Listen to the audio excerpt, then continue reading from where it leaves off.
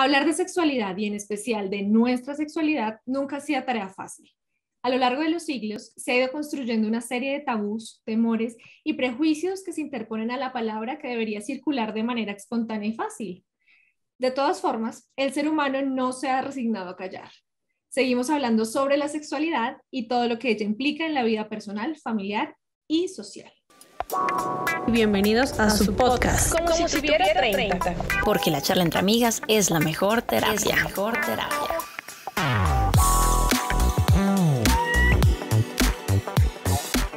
Aunque no es simple definirla, la sexualidad es una dimensión de la personalidad que está presente en la conducta humana y se manifiesta de diversas formas. Los sentimientos de ternura, el enamoramiento, el acariciarse, las fantasías, los sueños eróticos, la masturbación, son impulsos y conductas que todos podemos sentir a medida que se desarrolla nuestra sexualidad. La forma en que cada uno desee expresar su sexualidad es una decisión personal y respetable. Por eso hoy nuestro tema será sobre sexo, sexualidad y todo lo que esto encierra. Hola, hola amigas, ¿qué tal el tema? Bueno, llegó el turno maravilloso de que hablemos con propiedad, de que hablemos con una experta, de que hablemos ya no tanto de nuestras experiencias, sino que realmente nos informemos cómo es, con los argumentos, con la teoría. Mejor dicho, le estoy echando todos los piropos y porras a nuestra invitada. Entonces, pues nada, este programa está para cerrar este mes con lujo de detalles y que quede un mes bien íntegro, así que estoy muy emocionada. Esa Vico toda zapa entra diciendo que tenemos invitada, qué horror.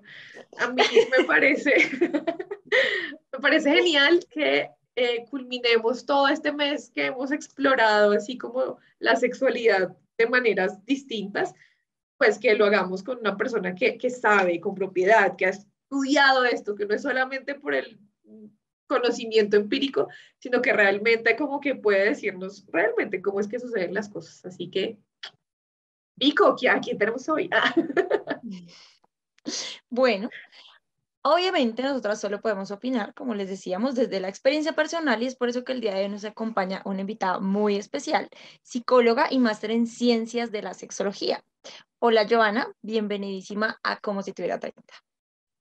Hola, muchísimas gracias por la invitación y por abrir estos espacios en los cuales podamos hablar de sexualidad para dejar de patologizar ciertos comportamientos que son naturales y pues que nos dediquemos a lo importante que es disfrutar de nuestros cuerpos y de nuestra sexualidad. ¡Uy, arrancamos bien! Me encanta. Venga, qué vaina tan chévere uno estudiar ciencias de la sexología. ¿Te acuerdas, Cali, que yo quería estudiar eso cuando era joven? Cuando era joven. Cuando era adolescente. Pero podemos, una maestría que no tiene nada que ver con lo que uno estudió al inicio, pero pues es una opción, uno no sabe. Me está motivando este mes. Sí, uno volverse el gurú del sexo. Bueno, y como saben, ya abordamos 3 temas específicos sobre sexualidad. La femenina, que fue esta charla entre mujeres, un poco profesional, digámoslo así. La masculina, en donde tuvimos la mirada de 3 hombres que nos contaron cositas interesantes. Y la de la comunidad LGBTIQ+, que también nos revelaron aspectos súper importantes para personas que no tenían ni idea como nosotras. Y por eso hoy vamos a cerrar estos temas hablando sobre las generalidades y lo que nos quedó ahí como en el tintero, ¿no? Como la dudita y el mito que todavía no lo hemos podido desmitificar. Entonces, bueno, primero, Joana, cuéntanos, la primera pregunta es, ¿qué hace una sexóloga? O sea, ¿qué es eso? O sea, a ver si nos seguimos animando. ¿Cuál es su función? Bueno, pues los sexólogos somos profesionales que nos dedicamos al estudio de la sexualidad humana desde diversos perfiles. Algunos se enfocan más en el ámbito educativo, realizando ciertas formaciones que facilitan y ayudan a la vivencia de una sexualidad placentera. Algunos se centran más en el ámbito clínico, en el cual se evalúan o se intervienen problemáticas sexuales mucho más específicas, tanto a nivel individual como a nivel de pareja. Otros están más enfocados en el asesoramiento sexológico y otros pues en labores de investigación, diversos perfiles pues desde el mismo rótulo de sexólogo. Lo fundamental lo fundamental para un sexólogo en realidad es que las personas seamos libres en cada una de nuestras facetas, que seamos libres para disfrutar nuestra sexualidad, que nos podamos conocer, aceptar y expresar a través de ella. Creo que es como el núcleo fundamental del sexólogo, independientemente del ámbito en el cual se pueda desarrollar o se pueda desempeñar a nivel profesional. Ve, mira. Pues, sí ves, que tiene muchas ramas, eso no es así nomás. Y hay que, como que sí hay que estudiar, no es solamente ahí como prueba Como y error. practicar y ya. No, practicar y ya. No. Bueno, entremos en materia. Hay diferentes etapas de la sexualidad. La sexualidad de la infancia, que es la primera, que va desde el nacimiento hasta la pubertad. Entonces aquí, durante los primeros años de vida, es principalmente sensorial, es decir, centrada en los sentidos. Toda la piel es sensible a las caricias y proporciona una sensación placentera. Se observan conductas masturbatorias en algunos niños, no en todos, como fuente para la obtención de placer y para conocer su propio cuerpo y las sensaciones que éste le produce, lo que forma parte del proceso del aprendizaje del mundo que lo rodea. Asimismo, en algunos niños se observan erecciones espontáneas o como respuesta a determinadas caricias o a las actividades higiénicas. Eso está súper dentro de lo normal. Las conductas sexuales no tendrán un objetivo sexual propiamente dicho, no hay malicia ahí, digámoslo así, sino que se enmarcarán dentro de sus juegos y actividades para aplicar su curiosidad, descubrir la realidad y como un modo de imitación del comportamiento adulto. Ojo ahí, porque pues igual, o sea, los niños son como esponjas, ¿no? Absorben todo lo que ven. Esta etapa es muy común, súper común, yo lo hacía, el jugar a médicos, la masturbación y las numerosas preguntas en torno a la sexualidad, ¿no? Que además cogen a los adultos fuera de base. Entonces, ya habíamos mencionado un poco sobre este tema en un podcast, de hecho, nuestra primera invitada nos decía un poco que esa fue su experiencia, pero tú cuéntanos, Joana, ¿qué deberíamos tener en cuenta a la hora de dirigir o aconsejar a los más pequeños, o a los papás de los más pequeños más bien, cuando nos hacen preguntas de este tipo o nos cuentan que les parece placentera, algo como la masturbación, que es algo que ven sin malicia a ellos? Yo creo que lo más importante y fundamental al principio es, y en lo cual solemos fallar tanto los padres como los educadores, es en no tratar a los genitales de la misma forma en la cual tratamos a otras partes del cuerpo. Desde muy pequeños ocultamos nuestra vulva, nuestra vagina, el pene con diferentes palabras, lo que hace que se cree un veto como algo que no es natural, como lo son nuestros genitales. Y estos son unas señales iniciales para los niños de que existe algo de lo que no se habla y que se debe ocultar.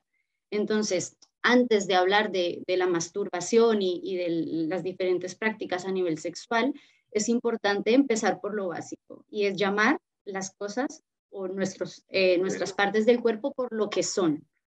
Por su nombre. Sí, por su nombre. Y claro, si tú desde el principio hablas de la cucaracha o la galleta, no sé, le pones unos, claro, les pones la unos tosita. motes y luego quieres que este niño cuando crezca te hable directamente, pues no lo va a hacer, porque ya hay algo que está vetado. Con respecto, por ejemplo, a los juegos eróticos que cuentas, hay que entender que son juegos. En la etapa que se da más o menos 5, 6, 7 años, cuando se dan estos juegos, los niños están explorando su sexualidad. Y en el momento en que comenzamos a patologizar y a imponer castigos o a discriminar, inclusive discriminando a los niños y a las niñas, y los niños pueden hacer más juegos con respecto a la sexualidad que las chicas, pues ya estamos creando otro veto. Y hay que tener algo muy claro, y es, no podemos ver los juegos de niños con los ojos de los adultos, porque los niños están jugando y nosotros normalmente interpretamos sus juegos como algo, como lo veríamos nosotros, cuando simplemente estas interpretaciones a veces nos llevan a alarmarnos y a terminar condenando, pues, no sé, un proceso de autodescubrimiento y descubrimiento del otro, que pues es natural. Bueno, y con respecto a la masturbación en niños, esta es una forma de descubrir, explorar y experimentar las sensaciones de su cuerpo. Y aquí es importante plantearnos, dependiendo del lugar o la situación, que dependiendo del lugar o la situación podemos manejarlo de diferente forma. Si el niño, por ejemplo, lo realiza en la escuela o en el restaurante, quizá podemos hablar pues, de ciertos lugares donde es mejor hacerlo, por ejemplo, en su cuarto. Esto ayudará a que se pueda trasladar la masturbación a la esfera de la intimidad y no como algo prohibido, porque normalmente lo que ocurre es que vemos a los niños haciéndolo, o sea, masturbándose o simplemente disfrutando de las sensaciones, bueno, que tiene el cuerpo, y lo primero que hacemos es, no lo hagas. Claro, pero no lo hagas, ¿por qué? Y quedan muchísimas preguntas en el tintero para este niño y luego comienza a sentir que es prohibido y que está mal hacerlo. Y era pues lo que hablaban en el primer podcast, de ese sentimiento de que es algo prohibido, cuando en realidad lo que quizá podemos hacerlo es trasladarlo a la esfera de la intimidad y que el niño sepa que no está mal, simplemente que hay ciertos lugares donde se pueden hacer ciertas cosas, pero que no implica algo negativo. De acuerdo. Pero, ay, digamos, a mí me surge una pregunta, o sea, es que debe ser muy raro abordar el tema, bueno, ok, si tú ves que, digamos, está haciendo algo así y el niño ya, vamos a decir que tiene 6, 7, pues que entiende un poco más, que lo ves ahí haciendo cositas y le explicas, ok, pero ¿cómo puede ser un papá que no ha visto que se haya desarrollado este tipo de comportamientos para introducirlo a estas palabras, como a estas cosas, para que cuando llegue a ese momento de la adolescencia no se vaya a sentir pecador o como, ¡ah! Como, ¿qué es esto? Yo no le puedo, como es un secreto porque nadie me dijo qué es esto que siento. Sí, no sé, o sea, es que se me hace como tan difícil que lo aborde desde tan chiquito para que lo vea tan natural, o sea, uno llega y le habla así, no sé, ¿cómo? Bueno, tú podrías decirle, mira, yo sé que te está gustando hacer esto, pues me parece muy bien, simplemente que si estamos frente a otras personas, pues quizá no les pueda gustar o quizá es mejor que lo hagas en privado. O es normal lo que estás haciendo, si te gusta y experimentas y te agrada, pues lo puedes trasladar no sé, a tu intimidad. Pero entonces O, partimos del punto de que veamos ya un inicio del comportamiento. O sea, si no hemos visto nada, no le decimos nada. sí, o sea, no hay una específica para hablar con los niños de sexualidad.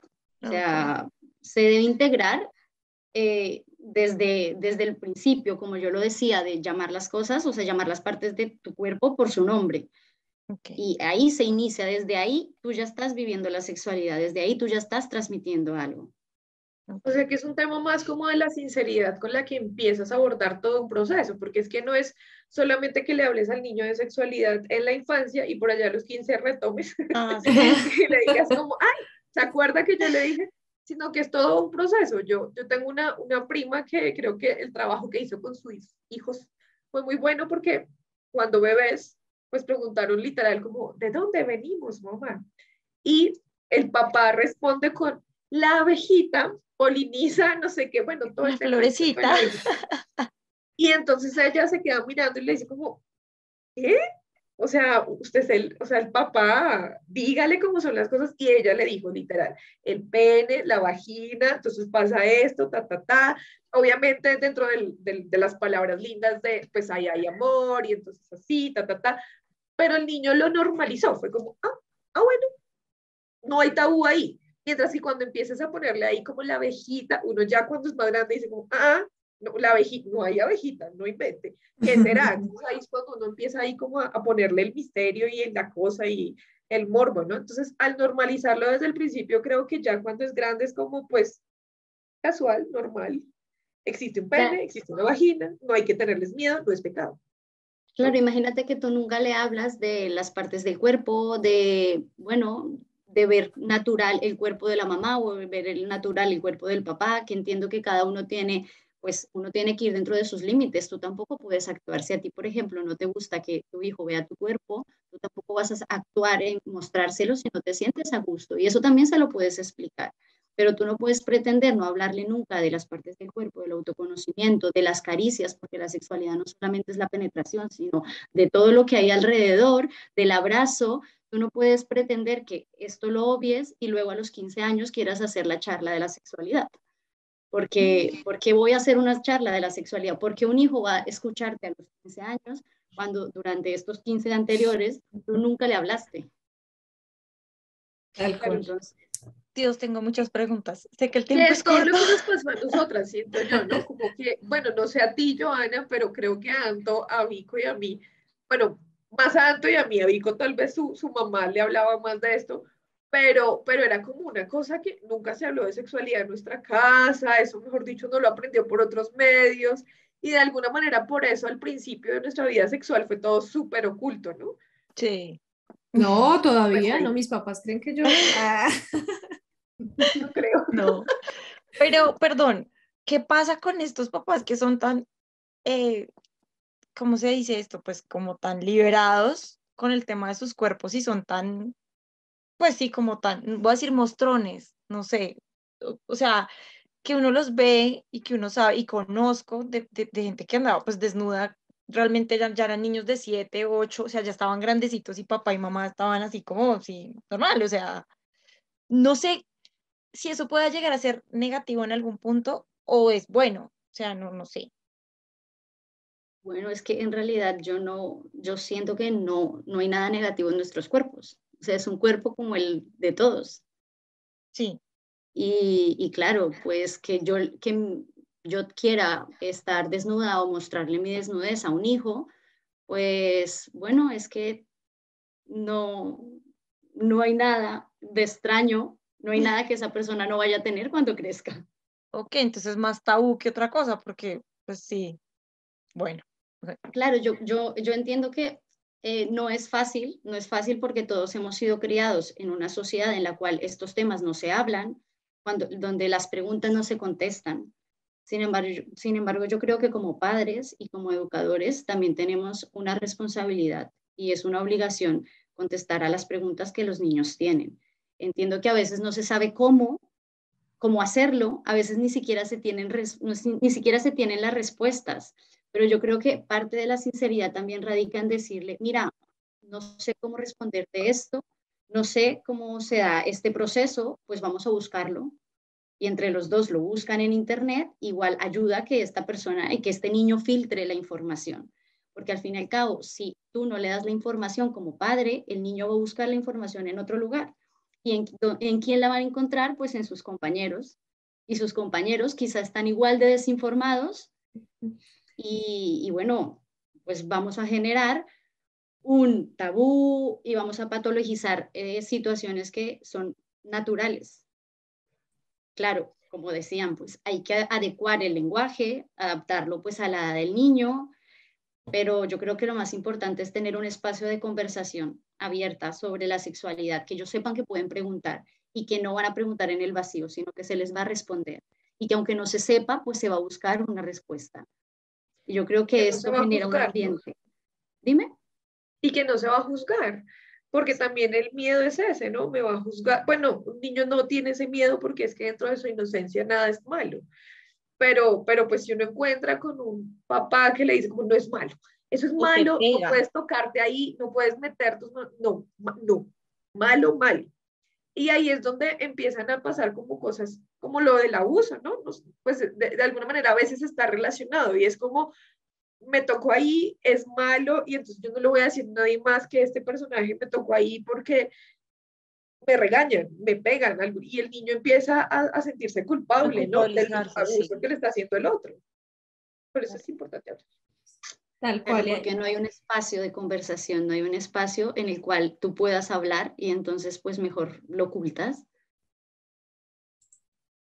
Bueno, Y ya entrando en lo que ustedes están mencionando, que es como empieza uno a crecer y ya empezó con tabús, con mitos, entonces llegamos a esta segunda etapa, que es la sexualidad en la pubertad y en la adolescencia, ¿no? En la pubertad se producen importantes cambios corporales, comenzando con la secreción de hormonas sexuales.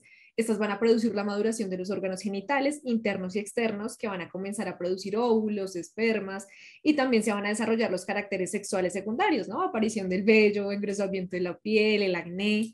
Los deseos van a definirse hacia diferentes objetos, personas, determinándose habitualmente para toda la vida, y la atracción tendrá un componente claramente sexual. En general, todos los sentimientos se vivirán con una gran intensidad y el deseo, la atracción, el enamoramiento, el amor pasarán a ser piezas claves de sus vivencias. Una de las conductas sexuales que más manifiestan los adolescentes es la masturbación, precisamente. Así que hablemos sobre este tema, la masturbación. Hay tantos mitos, tantos tabús al respecto y en estos 3 capítulos anteriores hemos reafirmado que es algo tan natural y necesario incluso para la salud. Así que, Joana, cuéntanos, ¿qué nos puedes decir al respecto? ¿Qué nos puedes decir sobre la masturbación? Bueno, pues la masturbación tiene diferentes connotaciones dependiendo del momento del ciclo vital, como hemos estado hablando. En la niñez, bueno, es más de autoconocimiento, aunque el autoconocimiento está en todas las etapas. Cuando ya eres más adulto, pues estás hablando un poco más de la descarga. En la adolescencia, bueno, también un poco de tinte sexual. Pero como lo has dicho, es algo natural. O sea, es algo que hemos hecho todos en algún momento y que a veces es muy triste encontrar personas que lo hacen y en realidad se sienten culpables. Se sienten culpables de masturbarse, cuando pues la masturbación es algo pues natural, o sea, lo puedes o no lo puedes hacer, pero el que lo hagas y te sientas culpable, pues te sientes culpable porque por una educación que has recibido, que igual quizá está marcando lo que tú tienes que hacer, cuando en realidad lo más importante es que tú te conozcas y bueno, que disfrutes de tu cuerpo. Además, pues bueno, también hemos hablado de los beneficios de la sexualidad, mayor sensación de bienestar, un aumento del deseo sexual, mayor facilidad para llegar al orgasmo, mejor calidad de sueño, mejora el sistema inmune, alivia molestias de la menstruación o la menopausia, ayuda a ejercitar músculos del suelo pélvico. A ver, estaba tomando apuntes, ¿no? Antes de Nosotros dormir. hablábamos de eso en nuestro primer programa y como ya lo saben, y Joana también lo sabe, y somos amigas de años, de más de 15 años, así que vivimos la adolescencia y nunca hablamos de este tema. Entonces yo por eso les hacía esa pregunta y yo decía, por lo menos con Cali nosotros tenemos una relación muy abierta en cuanto a saber qué pasaba con nuestros novios del momento y estábamos como en ese descubrimiento, Esto es éramos muy una... chistoso, pero Rebeco y yo exploramos juntas nuestra sexualidad y no de la manera cochina que cualquiera Sí, podría o sea, pensar. no, sí, no juntas las dos. Ahí habíamos 4. Entonces era muy chistoso porque era ella, pero nunca llegamos a tocar este tema. Y, y mi mamá en ese caso fue súper abierta, mi mamá siempre me hablaba, pero mi mamá me hablaba muy, muy a su manera, y siempre me decía, le van a dar ganas, le van a dar ganas, y eso me acuerdo, de esa palabra me acuerdo tanto como a los 6 7 años. Y yo, ¿qué es eso? Pero nunca me dijo, me habló de la masturbación femenina. Yo nunca supe de eso. Yo lo descubrí así un día por arte de magia, porque realmente fue porque, como así sentí algo y yo, oh my God, espere un momento, ¿sí? Pero yo me sentía muy mal. Yo, por más de que mi mamá siempre fue, y con ella siempre existe una confianza muy grande, claro, ella nunca me nombró eso, pues yo jamás le iba a decir que yo me sentía y me tocaba y me gustaba. Entonces, pues es tenaz porque ya, pues ya grande, ya, pero sí fue muy tabú en mi adolescencia, o sea, yo pensaba que eso estaba como mal. Y es tenaz porque sí tuve una relación abierta con ella en temas de sexualidad, pero ese pequeño punto faltó y ahí yo quedé como, "Ah, estoy haciendo algo malo, Dios mío". Y ya no, pues Pecadora. bendito Dios que descubrí eso así de la nada. No, y lo que pasa es que también se habla mucho de la masturbación masculina, como que ellos Y son eso más es muy abiertos, normal. ellos sí hablan y cuánto cada cuánto y qué se vieron para, o sea, todo y que usaron, en cambio uno de mujer literal, o sea, vinimos a hablar de estos temas ya grandes con unos vinos y unas cervezas encima, o sea, uno decía que nosotras hasta hablando de, o sea, tan viejas y todavía como, ¡ah! Sí, como que uno le da, no, yo digo que sí nos hizo falta mucha educación, decía Cali, yo también, yo soy hermana, tengo 4 hermanos más, entonces mis papás son de la vieja guardia, pues ellos jamás, o sea, hasta el día de hoy, de verdad, nunca jamás se han acercado a decirnos, venga, use un condón, venga, la masturbación es tal, no, jamás. Entonces, antes uno es juicioso, antes uno es como bien, ¿no? Si sabes, como que uno pudo, de verdad, salirse del camino, pero este tema de la masturbación masculina me parece que fue más aceptada que la femenina, ¿sabes? Como que se habla más. Sí, normalmente en cuestión de sexualidad, los hombres, bueno, también tienen bastantes imposiciones culturales, pero sí es cierto que a nivel de investigación, por ejemplo, la sexualidad masculina ha sido mucho más investigada que la sexualidad femenina. Y bueno, eso se traduce en este en este tema, también en que la masturbación se conoce poco, en que las chicas suelen tener más vergüenza de contarlo. O sea, las cifras dicen que los hombres se masturban más que las mujeres. Pero esto, si tú hablas en las cifras en general, pero cuando tú ya coges a dos personas al azar, pues te das cuenta que, pues que las dos lo han hecho, siendo femenina o bueno, mujer o hombre. Pero también es como un poco la culpa de la industria del porno, ¿no? Porque ahí es donde más uno ve como ese tipo de conductas y uno dice como normal, ¿no? Lo normaliza. En cambio, las chicas solamente es como el instrumento del hombre, pero nunca se centra pues en la sexualidad femenina. ¿Verdad? Yo ahí tengo como una especie de, no sé si eso, bueno, voy a decir, tú me dirás si es mito o no es mito, pero como es lo que está pasando ahorita, como en la adolescencia tan rápida, porque ahora los chicos están mucho más avanzados, la sexualidad está mucho más como ahí, como que ya para nosotras en nuestra época el sexo era como la virginidad, el amor, el pétalo, la vela, pues uno tenía ese sueño, no se desarrolló así, pero uno estaba muy, muy pensando en eso. Ahora el sexo está como más normal, o sea, normalizado, como pues venga usted y yo, no hay necesidad de que haya amor, pero sí.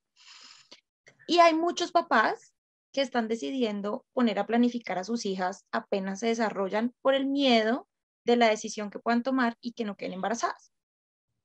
Entonces aquí hay un mito que lo he escuchado mucho y es que si tú pones a planificar a tu hija, inyección, pastilla, ya del el método que sea para la mujer, para la niña, que no sea un método de barrera como el condón, estás incitándola a que tenga sexo. Eso, para mí, eso es un mito. Pues yo creería que no, pero No, al contrario. Yo creo que, bueno, lo que intentas es decirle a esta niña, tengas miedo, o sea, tienes que tener miedo. ¿Vas a quedar embarazada o vas a tener una enfermedad de transmisión sexual? Yo creo que es la manera fácil de liberarte de hablar del consentimiento, del disfrute, bueno, de lo otro de todo lo que hay alrededor de la sexualidad.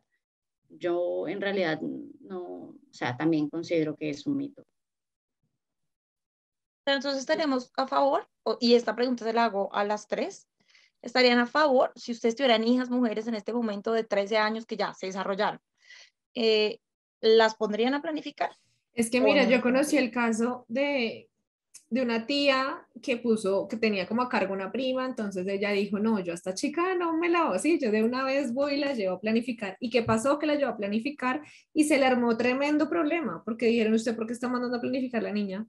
Y usted no sé qué, la niña tiene problemas de abuso, no sé, no, o sea, ayer el bienestar casi se la quitan porque la señora la puso a planificar, ella no, pues es para evitar, ¿cómo así? Es que usted qué quiere que la niña que tiene 12 años y usted cómo la va a La va a poner trabajadora sexual. Claro, entonces fue tremendo problema, o sea, se armó tremendo lío, casi le quitan de verdad a la niña, porque ella quería hacer eso. Entonces yo al final decía, uff, complejo, porque sí, yo ahí en ese momento yo digo, prefiero yo hablar con ella, la verdad, que ponerla a planificar tan pronto.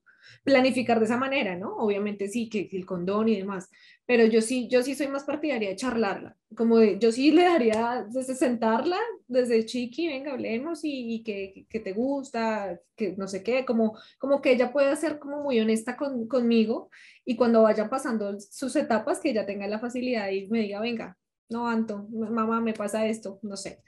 Entonces, yo sí soy más partidaria de eso antes de ponerla como a planificar.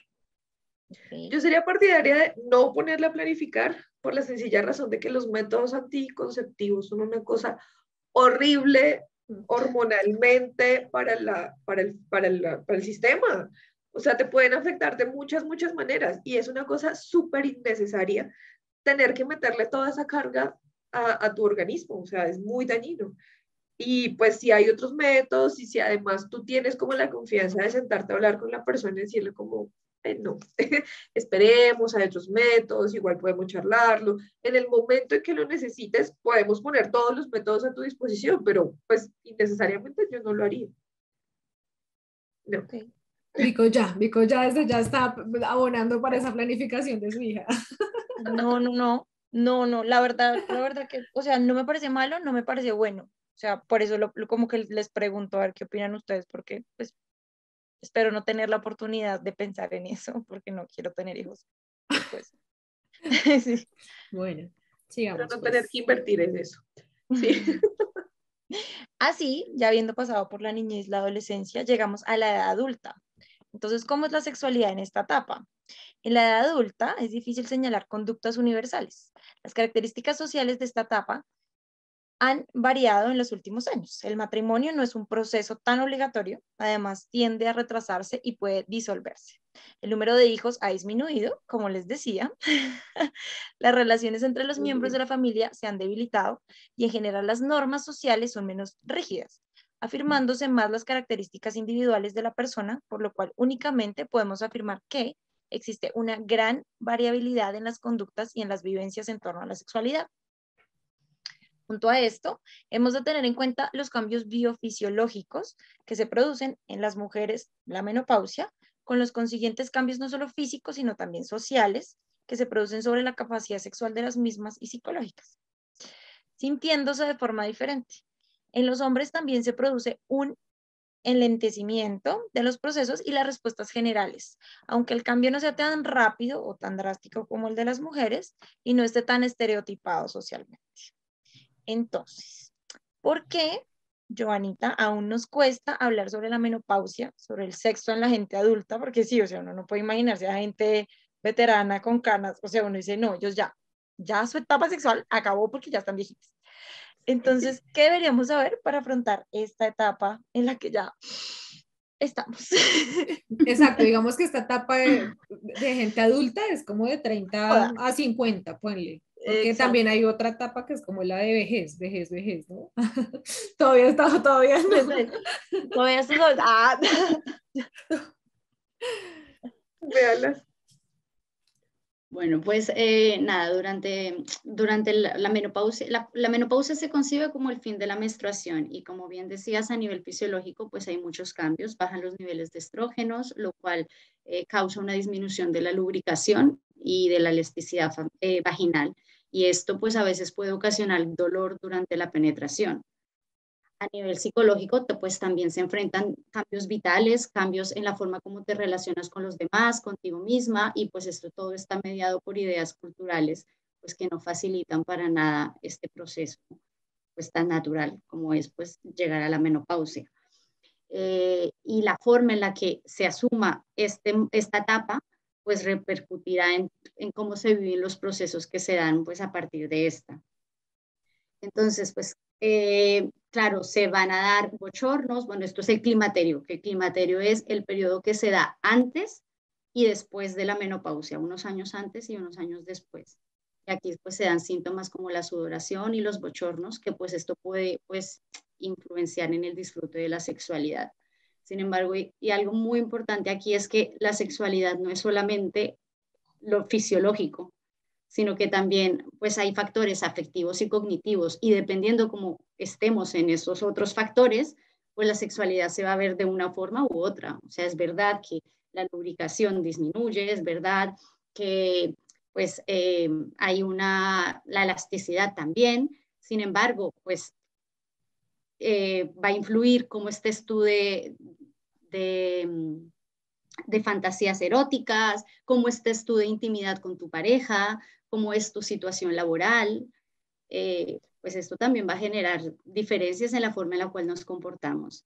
Es más, también se ha dicho que el sentir que ya no se va a ser madre, pues eso también puede repercutir de manera favorable pues en la vivencia de la sexualidad. Si yo ya sé que no hay posibilidad de que de ser madre y nunca quise ser madre, pues quizá me libere más en el momento en que ya sepa que a nivel fisiológico no lo puedo hacer. Entonces, claro, lo más importante aquí es pues la comunicación con la pareja y también pues el trabajo con un sexólogo. Aquí es importante porque te puede asesorar, digamos, en un uso de lubricantes, en pues una cantidad de aspectos que te pueden ayudar para pues vivenciar tu sexualidad. O sea, que tengas cambios a nivel fisiológico no implica que no puedas vivir tu sexualidad pues de una manera saludable y placentera. ¿Sí ven? La importancia de tener una sexóloga en nuestra vida. Pero esta es la oportunidad, ¿sí? Los que no tuvieron éxito en sus relaciones de jóvenes, su oportunidad ya es la de adulta grandecita ya.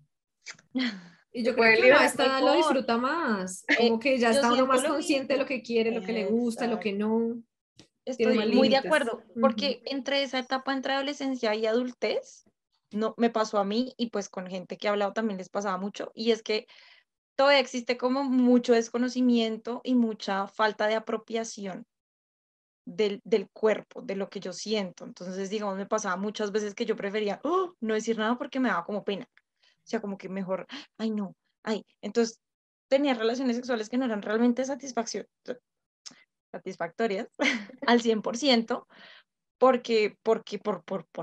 por pena de no decir, oye, sí, pues organicémonos, porque uno, es como uno en las películas ve que todo es tan fluido. Sí, o sea, aquí nadie se charla, aquí nadie dice, no, más abajo, no, más arriba, sube, baja, córrete, no, uno nunca dice eso, nunca ve eso. Entonces yo decía, no, eso no se puede decir. Pero ya uno crece, entra en estado adulto donde uno dice, no, aquí el tiempo se aprovecha.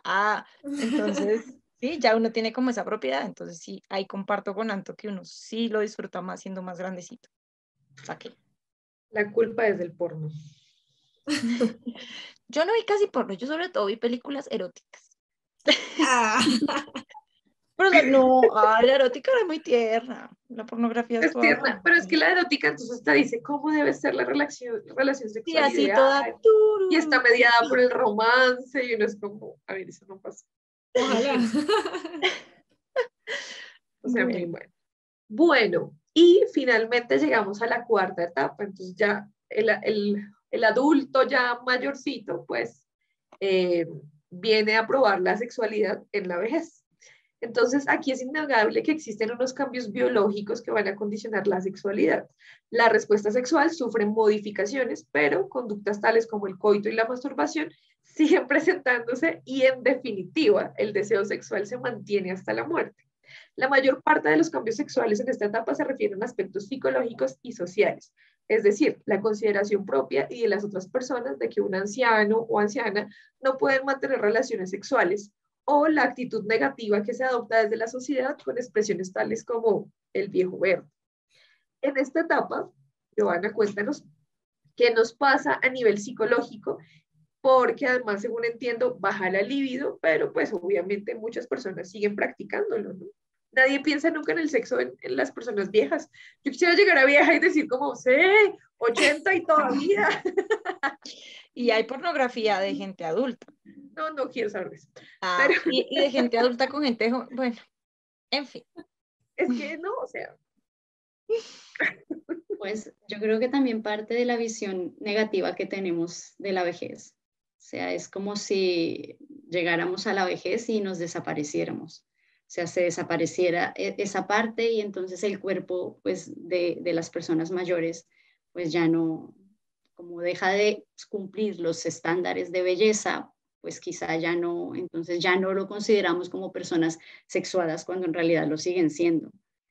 Y nos cuesta entender que en esta etapa también se disfruta y creemos que a partir de cierta edad las relaciones sexuales quedan pues abolidas, lo cual pues no es cierto. Se dan cambios fisiológicos, los hombres tienen un periodo refractario mucho más alto, hay más espacio de recuperación de las mujeres entre cada orgasmo, hay una respuesta excitatoria enlentecida, pero como dije anteriormente con respecto a la menopausia, pues la sexualidad no solamente son los cambios fisiológicos, entonces no dejan de ser seres sexuados que disfrutan y tendríamos que olvidarnos de estos mitos como que no desean o no se masturban o no llegan al orgasmo porque no es cierto. Y al contrario, tenerlos hace que se genere malestar y se perpetúe esta visión negativa que tenemos en esta etapa. Entonces, claro, cuando decimos que quizá no, bueno, que no disfrutan o que no viven la sexualidad, pues estamos equivocados si lo hacen. Y en realidad los cambios fisiológicos son más para acostumbrarse a la visión negativa que el mundo tiene de ellos, que en realidad que no quieran tener pues relaciones sexuales o no quieran tener encuentros satisfactorios. Y sí, Pero cierto que eso está como más, o sea, eso no sé, porque, bueno, es que no quiero decir como es así, como es una realidad, pero yo noto que las señoras las abuelitas son como más tranquilas que los abuelitos, por eso uno dice como, ay Dios, los hombres siguen siendo igual desde la adolescencia hasta que se mueren, entonces uno dice como no más, y hay viejitos que embarazan como a los 80, 70, o sea, que uno dice como Virgen Santa, pero como que nosotras las mujeres somos como un tilín más, como que, pues me imagino que también es por todo el cambio hormonal, que como que se nos aplaca mucho la libido y como la actividad de querer, así como los viejitos, ¿no? O bueno, o simplemente tiene que ver con lo cultural, o simplemente es una muestra más de cómo nos han educado. Claro, se habla del viejo verde, pero no se habla nunca de las mujeres porque las mujeres siempre desean menos y pues si desean menos siempre y cuando llegan a la vejez pues van a desear aún menos. Quizá esto no es cierto, quizá también desean.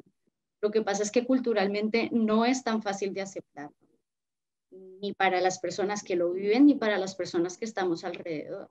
Yo conozco personas de 40, 50 que ya es como, uy, no, qué pena, Qué ya todo me pereza. cuelga. Es como, O qué pero pereza, estás como también joven. qué pereza yo en esta edad y ponerme ahí a levantar gente y ir, ay, no, mejor dejo así, mejor me compro unos jugueticos y ya. Pero mira que eso que dices, Cali, me recuerda mucho a mi abuelo cuando estaba en el hogar geriátrico, porque lo íbamos a visitar y pasaba la enfermera, y la enfermera tenía como, estaba en sus 20, era una peladita, y decía, esa quiere conmigo. Y mi abuelo tenía 82 años y nosotros, y mi mamá apenas le era el sucio y le decía, ay, no digas esas cosas. Porque claro, él generaba mucho problema porque él ya se iba un poquito más, ya era así, ya era el famoso viejo verde. Entonces, pues creaba problema, ¿sí? Ese era Viejito, pues, todo mal y largo. exacto. Entonces, no, era como, no, pero imagínate ese nivel de confianza. Quién sabe, uno no sabe, una viejita verde por ahí, mal y larga. A mi mamá le Ah, echa también. los perros a sus médicos. Esto ahí estaba más bueno y yo soy como mamá. Pero si ve que uno los castra, qué pecado. Sí. Ahora sí, entonces no nos puede faltar nuestra ronda de preguntas falso o verdadero que las hemos tenido en todas estas capítulos de sexualidad. Entonces vamos a decirte, Joana, algunos mitos o ideas que la gente tiene en su imaginario y tú nos dices falso y verdadero y nos explicas muy brevemente por qué. ¿Lista? Entonces, la primera, ¿existe una edad adecuada para perder la virginidad? Falso o verdadero y por qué. Ni falso ni verdadero. Yo creo que primero es necesario preguntarnos qué es la virginidad.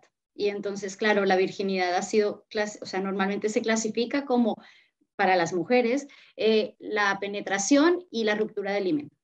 Ujú. Sin embargo, este himen a veces no está, o es flexible, o puede romperse haciendo otras actividades.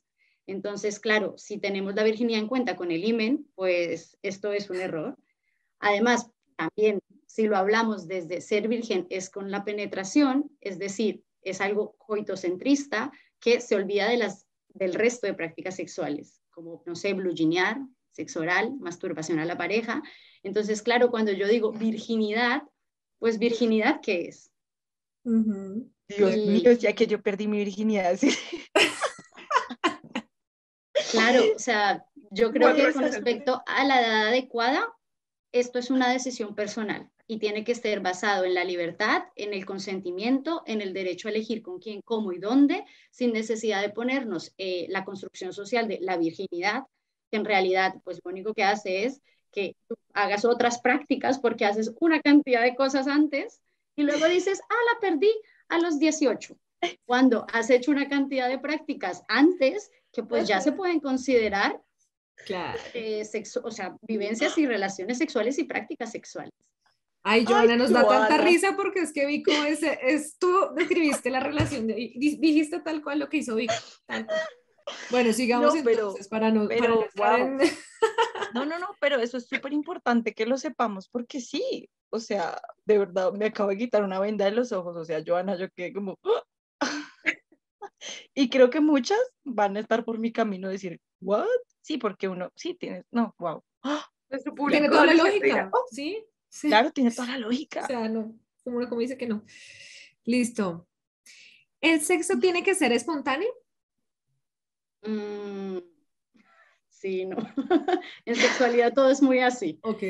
Depende de las circunstancias. Hay parejas que por circunstancias laborales o familiares tienen que programar los encuentros. Y yo creo que más que de hablar de espontaneidad o no, es importante hablar de libertad. Tienes libertad para preparar tus encuentros o para hacerlo de forma espontánea, y lo más importante es conocer a la persona y saber cómo nos va mejor. O sea, la comunicación es importante. O si a mí me gusta más dejarme llevar, pues yo lo hablo con mi pareja, pero hay otras personas que les gusta programarlo. O sea, es que esto ya es muy de gustos y de Subjetivo. decisión. Sí.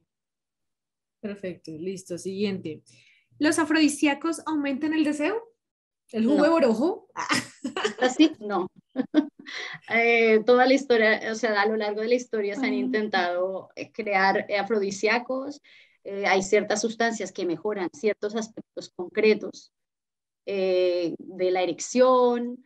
Sin embargo, la mayoría de estos tienen efectos secundarios y en realidad en las investigaciones no se ha podido comprobar que tengan un efecto, si el efecto es de la sustancia o es un efecto placebo.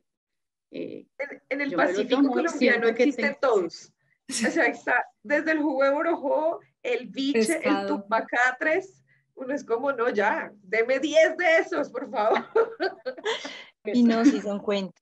Todo está en la mente. Pues Eh, yo te dije, o sea, lo que sí hacen es desinhibir, ¿no? Pero pues que uno diga como, uy, no, pues el del afrodisíaco hizo. claro, pues tu cabeza sabe que esto te va a desinhibir y entonces dices, bueno, pues me desinhibí, sí, es cuando en como un realidad no efecto se ha podido placebo. comprobar. Sí. Ujú. Sí, como O un sea, lo que yo placebo. noté es que sí, claro, efectivamente, pero eso es como también igual, beber alcohol te desinhibe, es como, hágale. Bueno, la siguiente. ¿El sexo durante la menstruación es antihigiénico? No, Dios mío, ¿cómo que pero es no? que esto depende de cada persona. Es una decisión si quieres o no. A favor podemos decir que es un lubricante natural, que puede ser que la persona esté más excitada pues por consecuencias hormonales, que los genitales estén más sensibles y esto pueda facilitar el orgasmo. Y además los orgasmos pueden ser eficaces para aliviar los problemas, o sea, o ciertos dolores. Pero esto es una decisión personal y si decides hacerlo, pues puedes utilizar toallas para no manchar o utilizar las esponjas vaginales, que por cierto van muy, muy bien cuando decides tener relaciones sexuales durante la menstruación. ¿Qué? Apuntado. Esponjas. Es Sí, una esponja se llama vaginal. esponja vaginal, tiene la forma triangular más o menos y tiene un huequito en la parte de abajo, entonces tú te introduces la esponja y no, claro, puedes tener pequeñas pérdidas, pero no, pues no es algo, si a ti no te gusta ver sangre o te Sí. alarma, pues no la vas a ver y simplemente al final de la relación te lo quitas. Lo que pasa es que, claro, a comparación, es una esponja, porque a comparación, por ejemplo, con un tampón, pues no es rígido, bueno, Claro. puedes hacer la penetración completamente y, bueno, te libras quizá de estos inconvenientes que pues no te hacen sentir cómoda. Nunca había escuchado eso. Sí, no, interesante. Jamás. Qué súper. Bueno, siguiente. Dios, todos los días uno aprende algo Sí, en estos importante. podcasts hemos aprendido muchas cosas. Esto está muy bueno. Si tienes pareja, ¿no deberías masturbarte?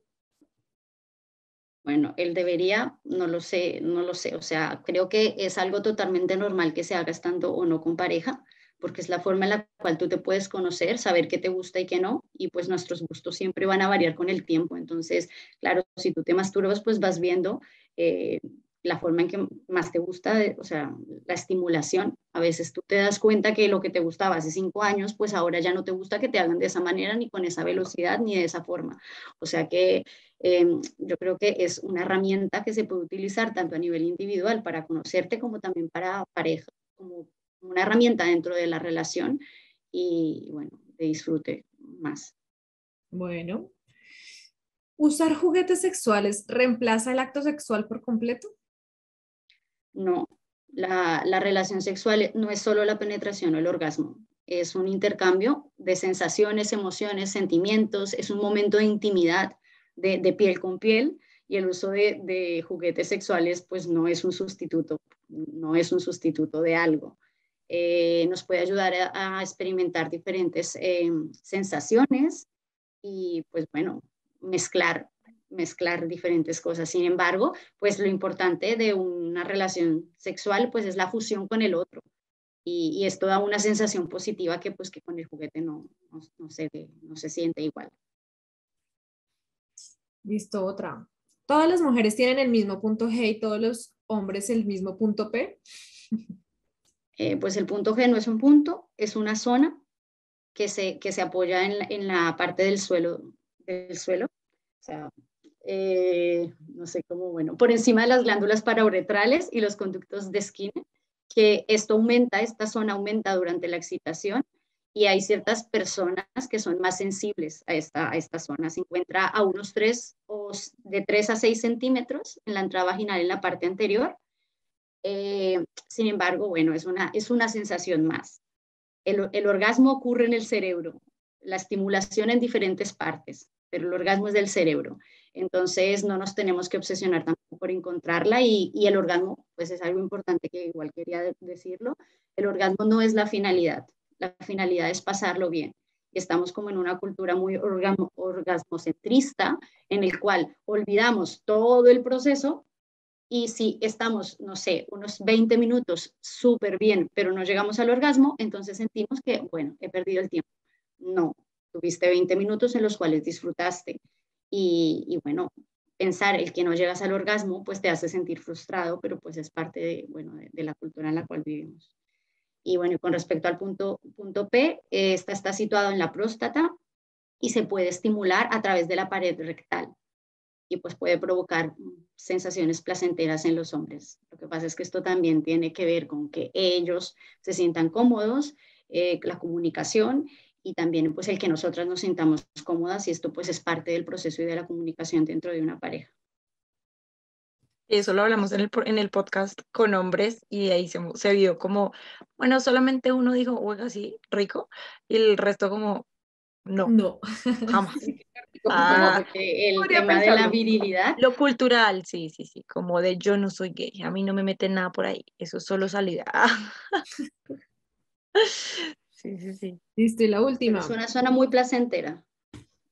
Eso, es que eso dicen, eso, y eso leía Vico en las estadísticas en ese momento, pero ellos aún así decían como, no, mejor no intentarlo también por miedo a eso, que les quede gustando y después digan, Dios mío, ¿dónde quedó mi hombría? Bueno, listo, la última. ¿El sexo oral es peligroso para la salud? No, conlleva riesgos como cualquier práctica sexual si no se tienen las protecciones necesarias. Eh, Condón a la hora de practicar sexo oral a una persona con pene y utilizar barrera de látex o cortar un poco el condón para poder hacerlo si se lo vas a practicar pues a una persona con vulva. Dios mío. Ah, eso es algo que la gente sí hace.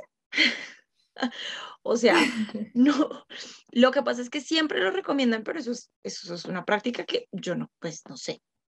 A mí, cuando yo he recibido, nunca en la vida nadie se ha puesto en esa tarea.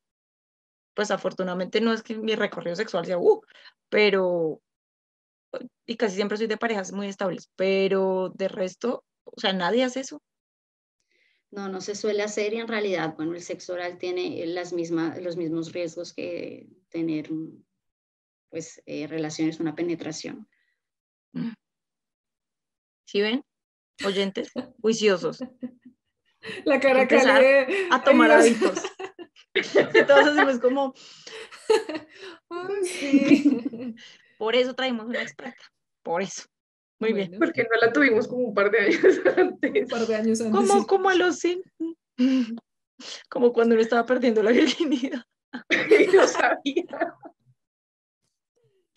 Ay, Dios mío. Ay, esto está muy bueno. Bueno, ahora pasemos a hablar de juguetes sexuales otra vez. Recuerdo un capítulo de Sex and the City donde la chica se enganchó tanto con su vibrador que ya ni quería salir de la casa. ¿Se puede decir que hay límites al usar los juguetes o hay un correcto uso, entre comillas? No hay un uso correcto, son herramientas para jugar, para conocernos a nosotros mismos, para conocer a nuestra pareja, podemos hablar más bien del cuidado con ellos, una correcta higiene, utilizar lubricante de agua para no dañar el material de silicona que es la mayoría de los juguetes, lavarlos después de cada uso, pero pues cada cual puede usar el juguete de la manera que le guste. Y como decía, pues una relación va más allá. Y entonces, bueno, el juguete es una herramienta. Claro, es que el Es verdad. capítulo del que hablaba Vico, la chica literal se compró un juguete y era como, Charlotte. sí, y no salía de su cuarto, o sea, ya vamos a comer, no, estoy ocupada, y era pues todo día y noche con su vibrador. Entonces ahí, claro, uno dice, medio que reemplazó pues el contacto físico con hombres de verdad o Bueno, mujeres, lo que sea, por su juguete. Claro, pero ¿por qué? Porque quizá la llevaba al orgasmo y entonces, pero el resto, el contacto, la piel, ¿esto dónde queda? Ujú. sí, Ok. no. Sí, o sea, hay cosas que no se reemplazan, ¿no? Como el calorcito, además. Sí, claro, todo. Sí, sí, sí, tal cual.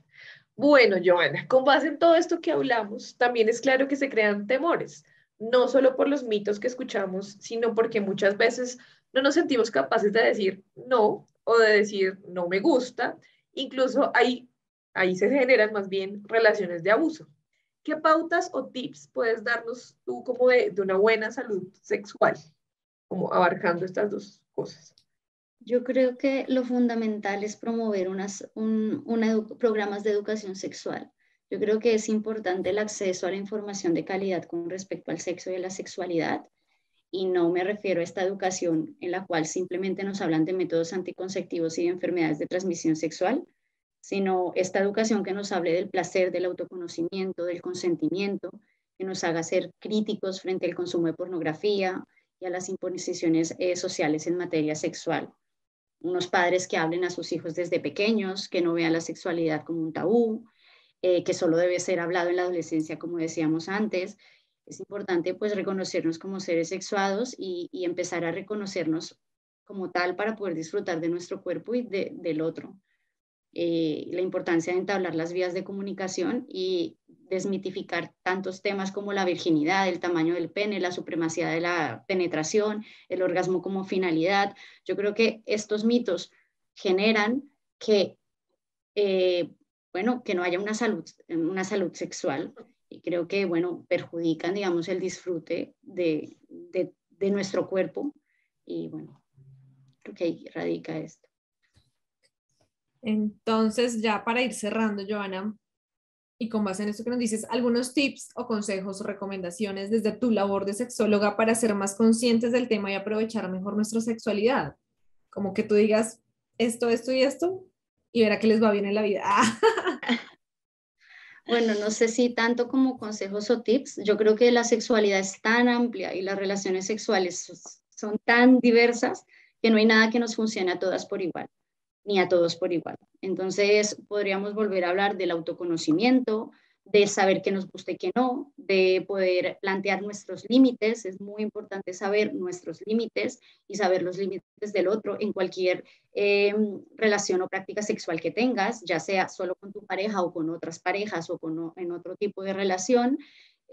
Creo que la comunicación abierta, honéstica, empática es importante, el cuidado pues no sé, de nosotros, del otro. Y también para mí es fundamental entender que así como todos somos diferentes y cada pareja es un mundo, cada persona es un mundo. Y esto puede variar dependiendo de la época. Entonces, cada vez que nos acerquemos a una nueva pareja, pues tenemos frente a nosotros un nuevo mapa por descubrir. Y creo que a veces nos acercamos a todas nuestras relaciones de la misma forma y hacemos las mismas prácticas sexuales y tocamos en los mismos lugares, cuando en realidad no es así. A todos nos gusta en diferentes lugares y lo que digo, dependiendo el tiempo, dependiendo la época, nos gustan más unas cosas que otras. Entonces yo creo que esto es importante también acudir pues a un profesional cuando la relación sexual duela, cuando haya algo que nos preocupe y que no sepamos cómo resolver, porque es importante encontrar a alguien que nos ayude a filtrar la información y a intentar pues, ser críticos frente a todas las imposiciones. Yo creo que lo más importante es el conocimiento y saber que hay ciertas imposiciones culturales que hacen que no estemos disfrutando algo tan natural y tan placentero como es nuestro cuerpo y nuestra sexualidad. Yo digo para esa pregunta, ¿cuándo acude uno a un sexólogo o sexóloga? Como en qué instancia uno dice como no, ya, lo que necesito es esto. Bueno, cuando tengas alguna pregunta de carácter sexual que no puedas responder o que no sepas cómo responder, o cuando tengas alguna dificultad con tu pareja, o cuando no te sientas satisfecho sexualmente, o cuando, bueno, ya vamos un poco más a las disfunciones sexuales, a cuando el deseo disminuya, o cuando tengas cambios vitales. También es importante, por ejemplo, hablar de la sexualidad durante el embarazo y después del embarazo. En todos estos momentos vitales, a veces se necesita el asesoramiento pues, de un sexólogo que te pueda ayudar también a desmitificar, a brindar información y, bueno, a vivenciar la sexualidad pues, de una manera más placentera y plena. O sea que también uno puede acudir en pareja cuando, digamos, no sé, algo pasa y como que ya no es lo mismo, la libido bajó, ya como que, ay, ¿qué hubo? Ya no. Ahí uno puede ir en pareja, ¿sí? ¿O algo así? Claro que sí. Ay, Sí, qué sí, cool. también. Todos sacando cita en 3, 2, 1. Yo era en mi Y adolescencia. pues en donde uno encuentra a Johanna, ¿no? ¿Qué tal aquí? Salga el negocio socio, ¿no? No, Bueno, en Instagram, Johanna Ruiz. Y bueno, en este momento, no sé, estoy en España, así que bueno, podría dejar mis números para que luego lo pongan en la Aquí, descripción. lo voy a agregar aquí en el video, aquí encima de la carita de Johanna. Ahí está apareciendo en pantalla. con Listo. un DM ahí se comunican con Johanna. Si no, nos dicen en comentarios y les pasamos los datos de ella. Perfecto. Total. Muchas Bueno. gracias. Bueno, la sexualidad es una dimensión de la persona que mediatiza todo nuestro ser. Ni se tiene ni se hace. Somos seres sexuados. La sexualidad está presente en toda nuestra vida, en nuestras manifestaciones, vivencias y nos acompaña desde el día cero hasta el final. Entonces, una vez más, gracias, Johanna, por aceptar esta invitación y llenarnos de tu sabiduría, de verdad. Fue un placer escucharte y esperamos tenerte en otros programas para que ampliemos esto, porque sé que aquí tocamos como unos punticos así chiquiticos que nos abrieron los ojos, sobre todo a mí. Pero vamos a tener más, prometido. Van a tener más, Johanna. Y si les gustó este podcast, por favor, compartan nuestros programas en sus redes sociales y todos los medios posibles.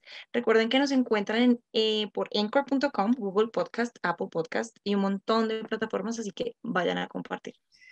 Sí, definitivamente un podcast muy educativo para que no digan que solo nosotras hablamos ahí de cosas banales, no, también traemos invitadas con mucho contenido. Recuerden que también estamos en YouTube, nos encuentran escribiendo como si tuviera 30. Recuerden suscribirse, activar la campanita. Salimos todos los jueves a las 5 p.m. y los viernes cada 15 días sale nuestra sección 5 minutos de terapia para que estén también muy pendientes. Bueno, y recuerden que el placer erótico es algo maravilloso y pues nunca jamás hay que sentirse culpable por ello. Más bien hay que motivarse a aprender más de ello.